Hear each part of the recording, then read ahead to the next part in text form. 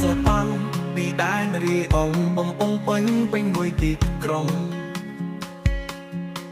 ចិត្តតបកោបងរូបចិត្តដើម្បីការបង្កើតថ្មីសិល្បៈតែនារីអង្គមានតម្លៃរួមគ្នាបង្កើតតម្លៃសិល្បៈរីអង្គស្អាតតែសិល្បៈអានឆ្លងទៅមុខជះកម្លាំងចិត្តជួនសម្រាប់មនុស្សជំនាន់ថ្មីនឹងបន្តបង្កើតទទួលបង្យ៉ាងជាប់ភ្ជាប់សិល្បៈរីរួមរស់ជាមួយទីក្រុងរីអង្គ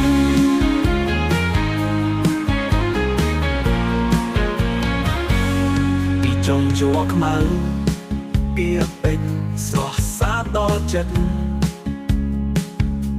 រឿងរ៉ាវជាច្រើនប៉ះពាល់ដល់អារម្មណ៍យ៉ាងខ្លាំងស្នាដៃមួយត្រូវបានធ្វើឡើងដោយចិត្តដើម្បី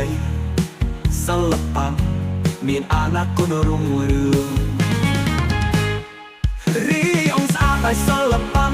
អានឆ្លងទៅមុខជះកម្លាំងចិត្តជួនសម្រាប់មនុស្សជំនាន់ថ្មីនឹងបន្តបង្កើតទទួលបង្យ៉ាងជាប់ភ្ជាប់សិល្បៈរីរួមរស់ជាមួយទីក្រុងរីអង្គ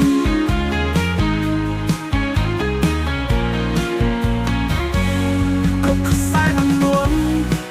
គឺគង់ស្នាដៃលើក្រណាត់ពលឺនឹងស្រមោលបំហាញរូបភាពដ៏ស្រស់ស្អាតរីអង្គនេះជាទីកន្លែងមានតម្លៃសិល្បៈត្រូវបានរួមបញ្ចូលដើម្បីអនាគតថ្មី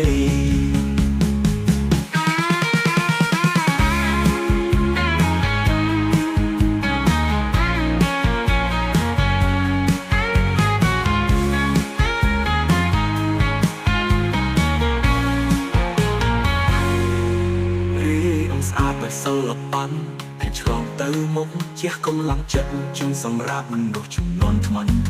នឹងបន្តបង្កើតទទួលបង្យ៉ាងជាប់ភ្ជាប់សិល្បៈរីរួមរស់ជាមួយទីក្រុងរីអង្គ